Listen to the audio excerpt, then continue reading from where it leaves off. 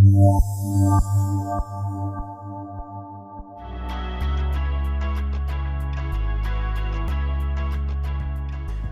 I'm Adrienne Rogers, Artistic Director for Product Club, and we're going to be working on blonde hair color on a brunette.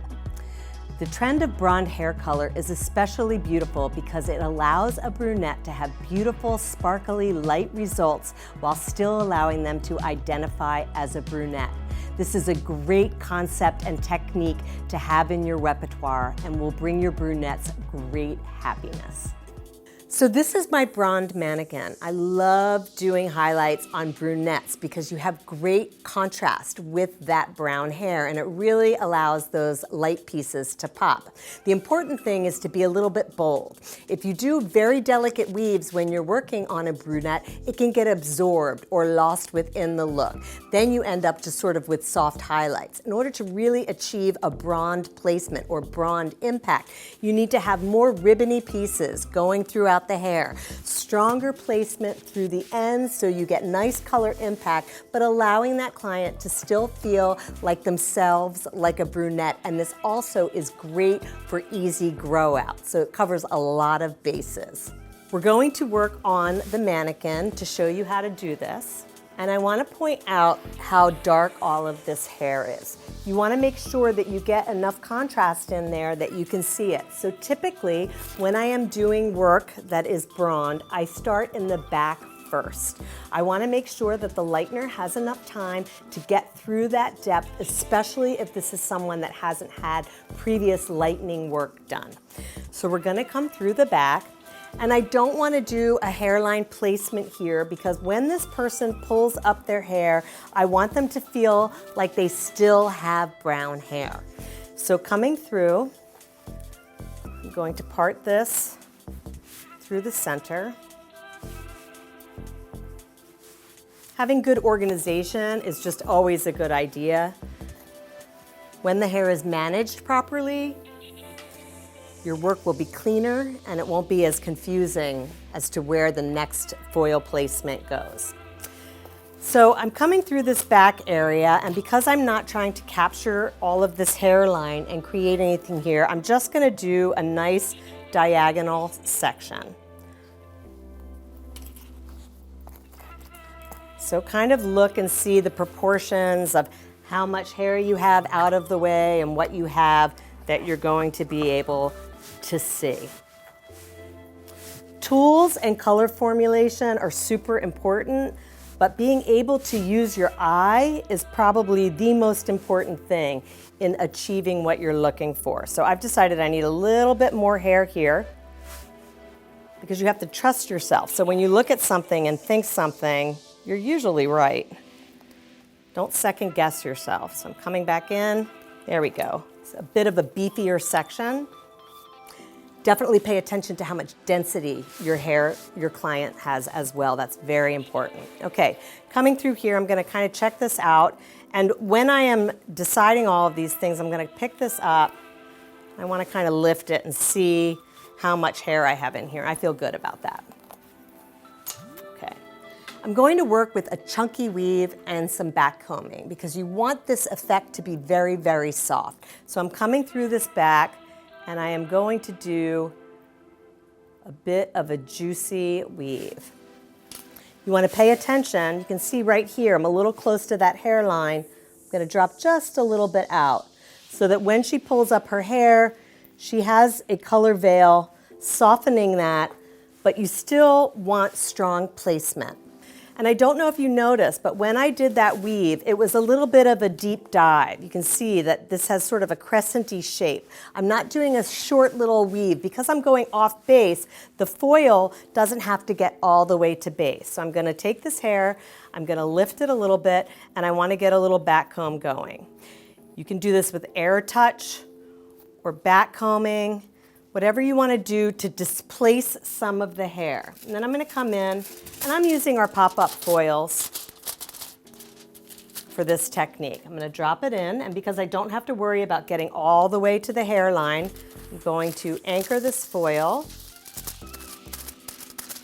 and I'm going to go up pretty high on the hair strand. I'm not going to try to get to base because there's all that back comb in there, and because I took that big generous weave, I don't want there to be any weird lines of demarcation. So I am using our Ergo brush with the feather bristles, so you get the amount of bristles that can hold a big dye load, because you can see that there's quite a few of them coming across, but you're also getting that feathering that you can do on top. You want to make sure that you get really good saturation here. I like to kind of do an X crisscross here, making sure that it rolls the hair a little bit so that you can get full saturation. One of the things that you can also do is you can keep an extra comb on your station, and you can comb through that hair to make sure that you have gotten good saturation through the strand.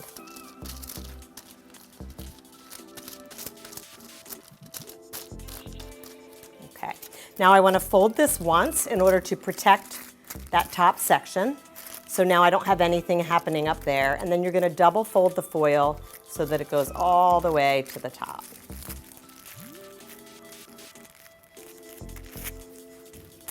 I like to think of this as my anchor foil. When I do sets of foils back to back, I have the first foil where I decide the placement. That's my anchor foil. Then I'm going to take that foil and I am going to lift it up, and now I can kind of look at what's happening underneath here. Doing this by itself, you will get a very pretty effect. But when there's all this hair down here, you want to beef that up a little bit so you can get that sparkle through the ends. This is where the bronde part happens. If you don't have enough of the blonding, it's not going to look like anything. So again, I'm going to scoop out a nice hearty section underneath my anchor foil, and then I want to check this again. Am I going to get a little bit of a veil to soften that? I am. So here, once again, I'm going to back comb, because seamlessness and softness are really important when you're doing this sort of work. Let me grab this here. I'm going to place my second foil here. Now this, I'm going to do a little bit like a foilage. So I'm going to grab the ends of the hair, making sure I anchor that well, and really get these ends saturated to start. This is going to support your anchor foil and really allow that brightness to come out. Now you kind of want to decide how high up you want to go. We're going to do a V placement or a slant placement this way. So I'm coming this side. And you want to go higher, closer to the front, and then angle it down. You can come back in and take a peek and see if you're happy with all of that. Now, when you have a lot of different things happening, sometimes it's a good idea to go foil on foil. You're just going to use a second foil, place this right on top, and then I like to use my comb to create a crease. Bring that down on the side, and then again on the other side. So this I consider my first set. I'm going to do another one of these directly on the other side.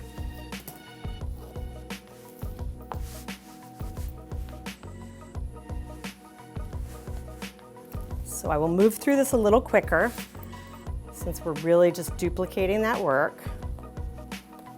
But remember those points of checking out what's happening. You can't take it back, but if you check it in the beginning, you can really decide if you're in a good space. Remember, I'm doing sort of a crescent-y weave where I'm getting a nice rounded sectioning because I'm not going on base. It does not have to be right at the scalp, my foil. Place that underneath. Anchor my foil. You can do this with a board if you like to use a color board. Sometimes I do.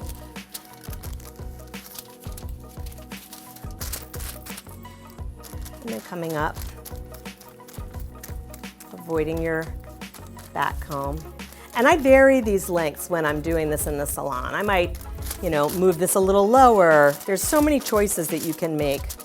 The freedom of design is probably our most fun job asset.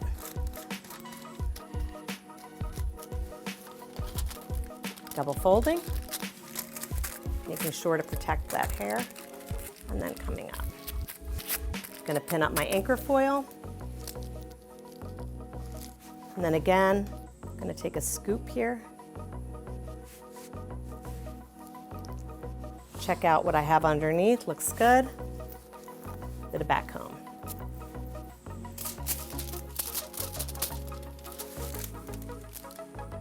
Heavy saturation on the end, because once you get this saturated, then you can make design choices and you have command of your foil. So get that hair on there and then you can kind of look at it and decide how high you want your V to come, or if you decide to do, you know, slants or V's or whatever you decide to do. It's all kind of up to you. In these back sections, I typically do a slant. And I'm going to make sure that I have that saturation happening.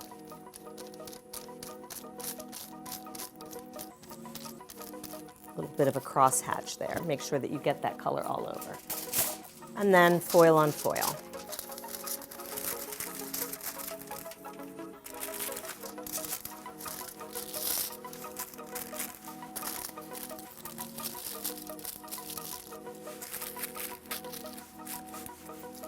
So I have two different sections here on the diagonal, and I want to make sure to get a little something going in here. You don't want to put highlights everywhere because then you lose that depth and contrast. So this grouping, this set, and this set will pretty much complete my lower back. Coming through here, coming across horizontally now. You want a little bit of depth in there. And then the same on the other side.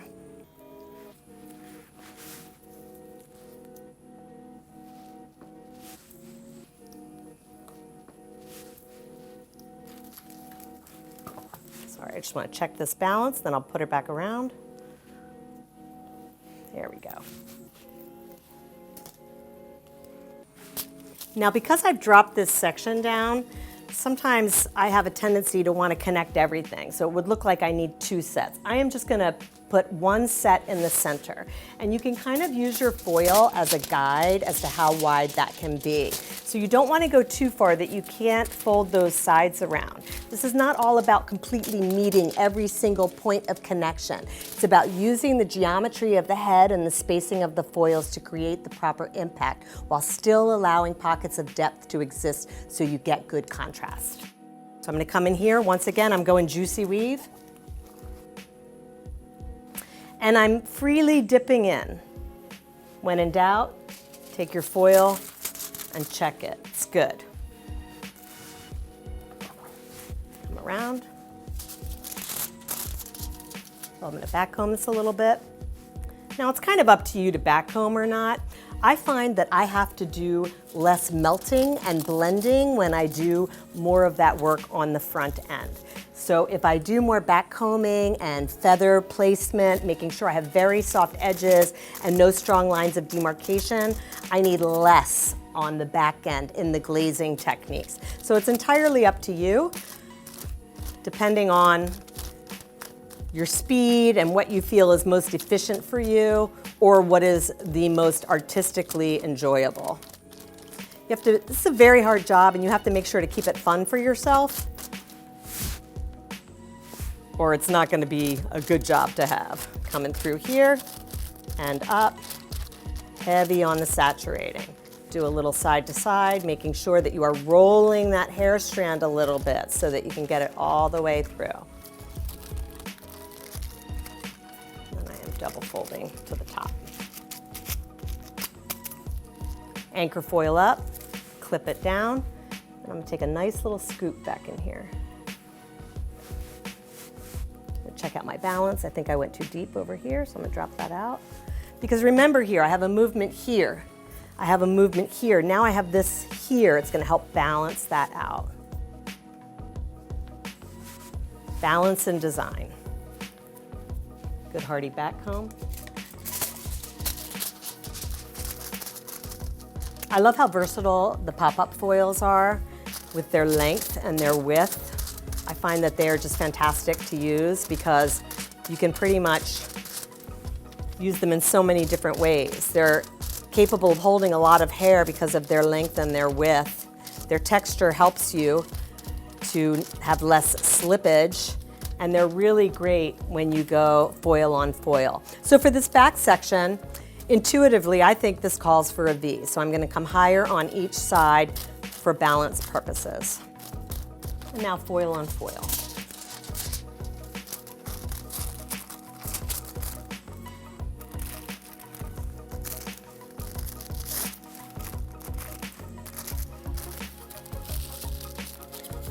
So typically, the hair that's back here is going to be less damaged, less processed, all of that. And you really want to make sure that that lightness comes up enough. So by doing this section first, you know that that can sit on a little bit longer.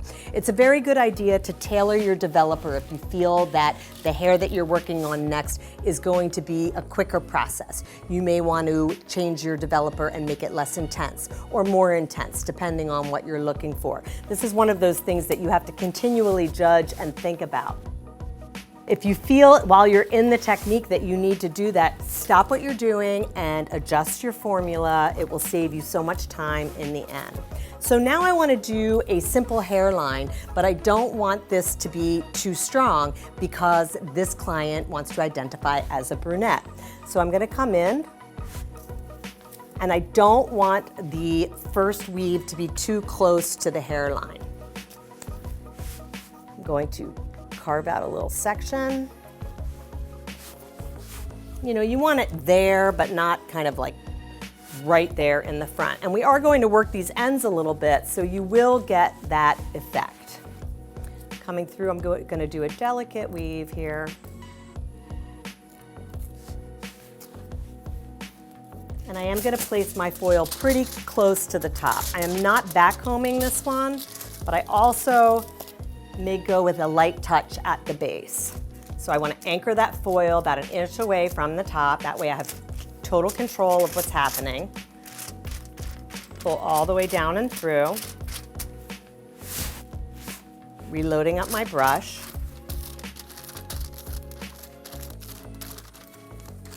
It's important to know your client. Some clients really hate having any warmth in their hair. It is difficult to do any sort of a bronde look that doesn't include some warmth to it. If you are your client is really looking for an ashier finish, you want to keep that in mind because it doesn't have that same level of softness as the warmth. It should feel sort of sparkly in order to really give them that look. Okay, so now my second one, I pulled down my second section away from here, and I am going to take a somewhat juicy slice, sorry, because I don't want to lose everything, and then I am going to backcomb this. So by displacing this hair out of the strand, you are allowing more softness, because when that hair comes back into the movement of hair, it's going to further soften your line of demarcation. Push that up. And this one, I'm going to go a little off base. So coming down a little, I've got the backcomb in there, and I am also doing off base placement because I want to make sure that I have color impact, but that I'm not creating new lines of demarcation.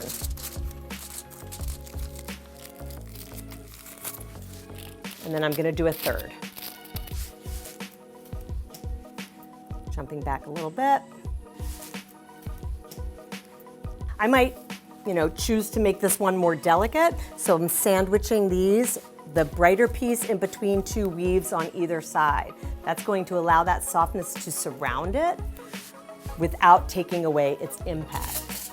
And this one I will likely not backcomb just because I'm looking for a little bit of a closer application. Because it's a fine weave, it will melt into the look. And it's not right on that hairline. So when they pull it back, it will have the softness first, and then this will kind of anchor that brightness in.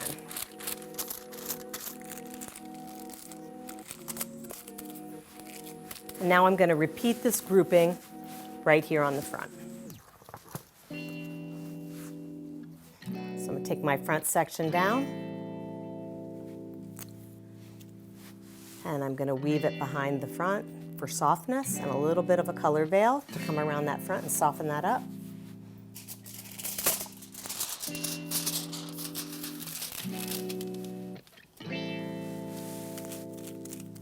The finer the weave, the softer and more melted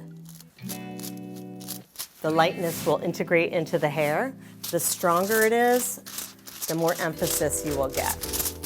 So by doing a tiny fine weave and doing lots of back-to-back or very close ones, you will build the intensity. But if you leave it all by itself, it won't look like much of anything. So it's all about your groupings and your strategy for brightness. Second one here is my slice with backcomb. And a bit on the juicier side, meaning more hair.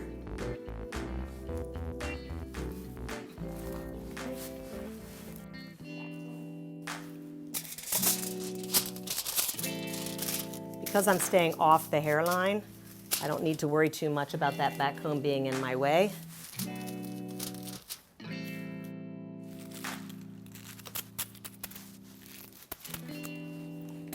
And then my third. This one is my weave, and it's a bit of a straight weave. I'm not backcombing it, I'm going pretty high up. I just want to make sure that I have that point of connection. But when that client pulls their hair back, they're still going to get that softness.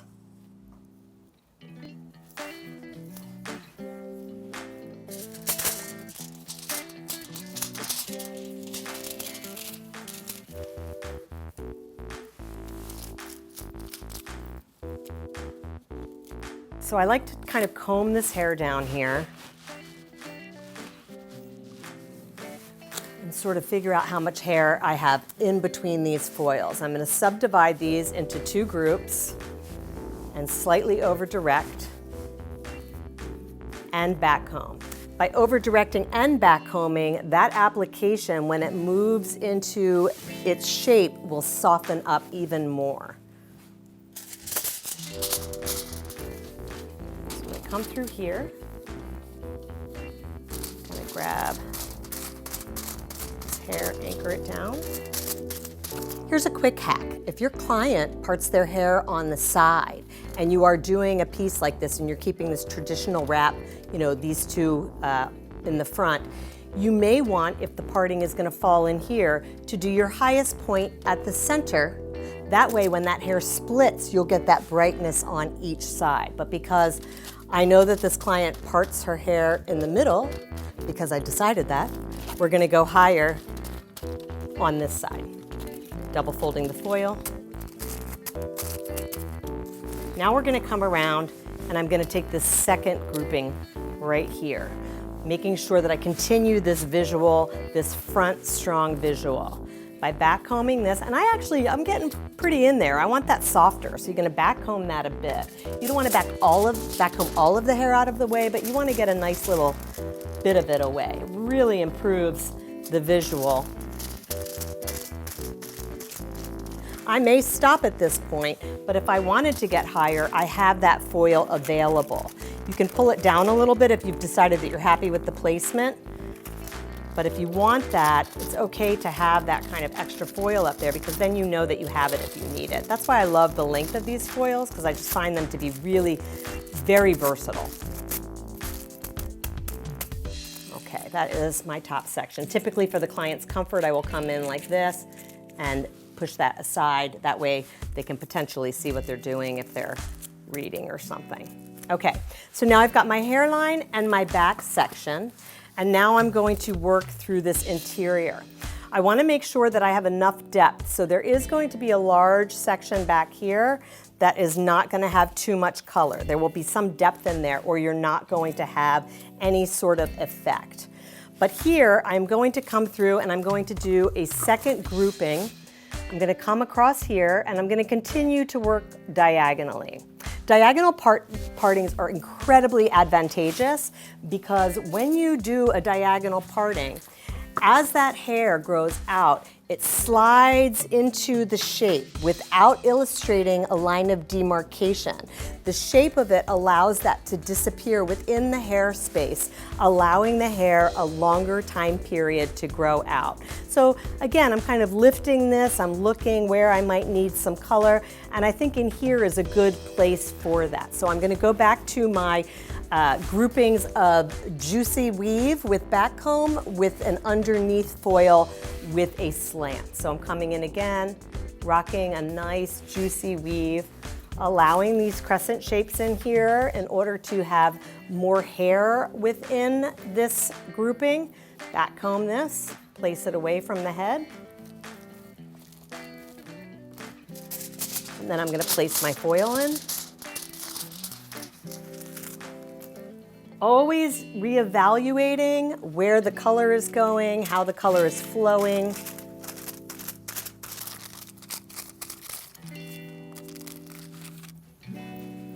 Little backcomb.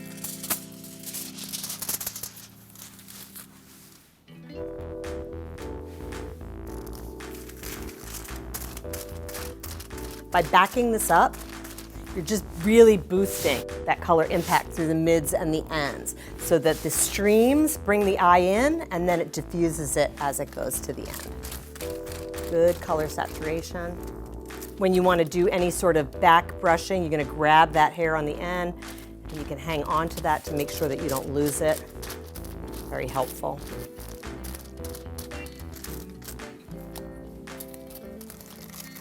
We're going to go foil on foil with that.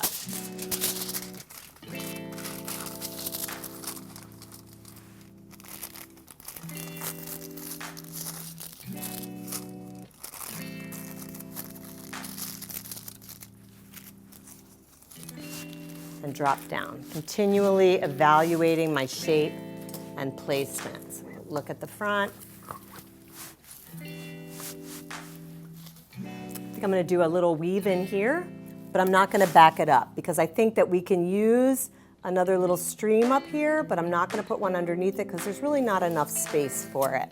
I think it's important to allow yourself flexibility in design and not kind of make up rules that you have to follow when they don't really work. So here you can see there's not that much hair, but I want to make sure that I have enough color impact, so I'm going to come in there.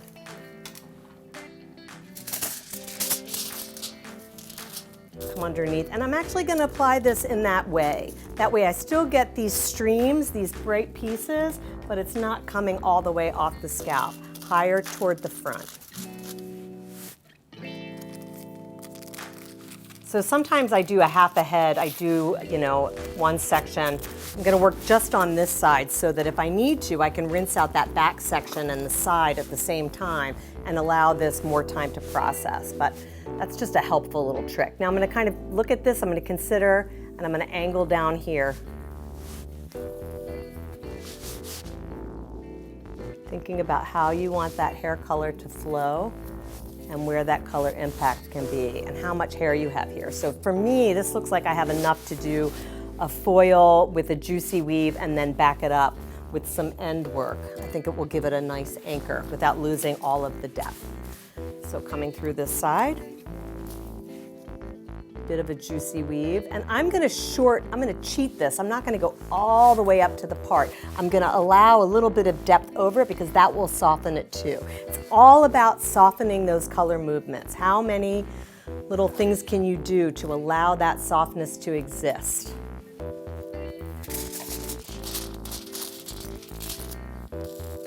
You see the back comb there? You can just push it up out of your way.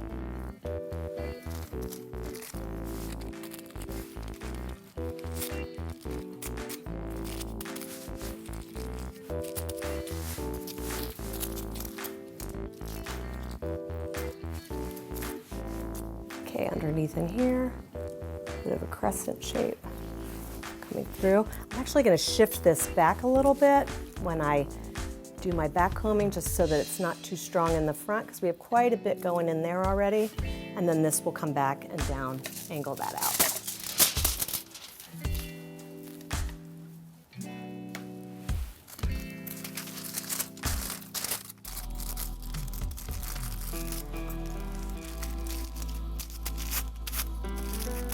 And I just folded that one up because it seemed to make sense in that spot. So now I'm going to take a look at the back and I'm going to think about where I want some color.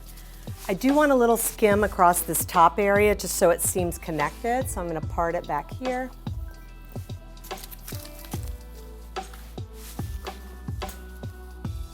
So So through this section over here, I'm again doing that grouping. So as you can see, there's tons of depth right in here. I'm not over highlighting this. I want to make sure that I have a lot of depth still in there, but I'm going to come through this area doing my deep, juicy weave. Back comb.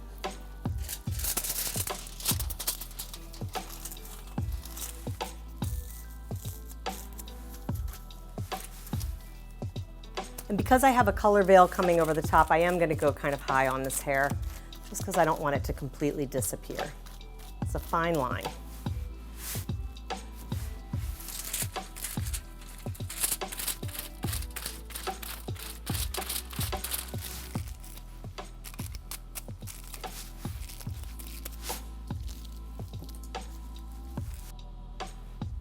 Through the back, a nice little scoop.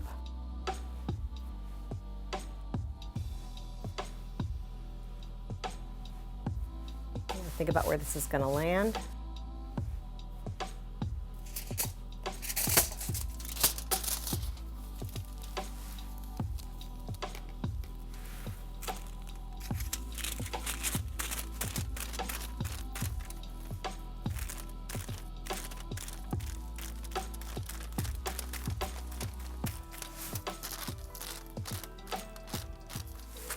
If your client has previously highlighted hair that they went deeper and they sort of do that game, that back and forth, I'm a brunette now, I'm a blonde now, and you know that there is lightness underneath this, like let's say there was a glaze put on or a demi-permanent that deepened this. This can all be done, this first anchor foil, the second foil can be done with balayage, because then it will lift up those previously lightened hairs and make them really beautiful and luminous. But if you have a situation where that hair has never been blonde underneath there before, it's best to put that in a foil. You're just gonna get more layers of lift throughout the hair.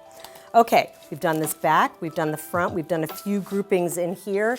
Now for this top section, I don't want this to all be dark, but I don't want this all to be light either. So I'm gonna come through, I have sort of a triangular type section here.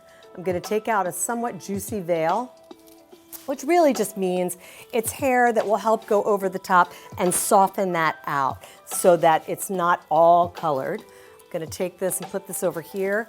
And then in this instance, I'm going to take a slice through this section, checking my density, seeing where that is. I think it's probably a little bit too thick. Get that out of here.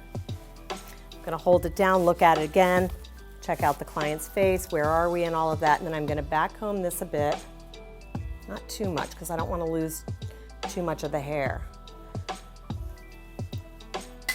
And then this one, I'm gonna go up pretty high because I want this to be sort of a soft echo of color coming through that's going to bring everything together without making a statement.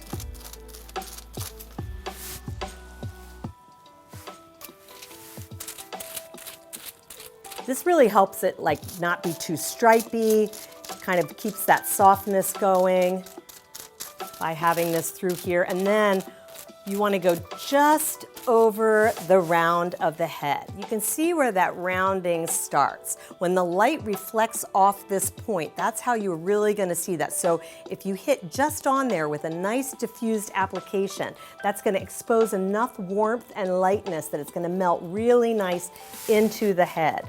The round of the head and the awareness of that is going to elevate your work. Like, I'm not going to oversaturate all the way up. It's almost like I'm kind of building this so that the lighter stuff will come through on the ends.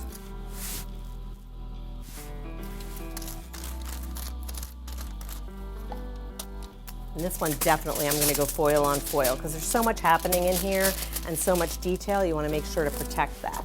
And your best bet when you're really trying to support your design work on the interior is foil on foil or mesh sheets or something to that effect where you can, you know, kind of keep that all in the place that it is. And then this side is going to come over and you can see how that color veil is going to soften that. So by having all these different pockets happening and then the depth still in existence, you get a gorgeous effect. I'm going to go And I would do the exact same thing to the other side. So now that I've completed the entire head, let's take a look at the after so we can compare and contrast. You can see in the front, we got softness through here while still having some brightness from that off-base placement. We get a nice ribbon of color coming through with the foil on scalp, the off scalp placement, much softer. But you can see we also get this great pop through the ends because we did the end lights around the front. When we move her around a little, you can see the streams that we get from that big juicy weave that we did.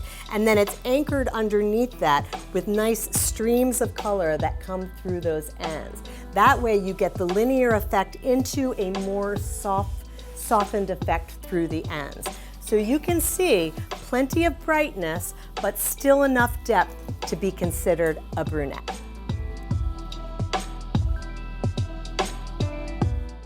Yeah.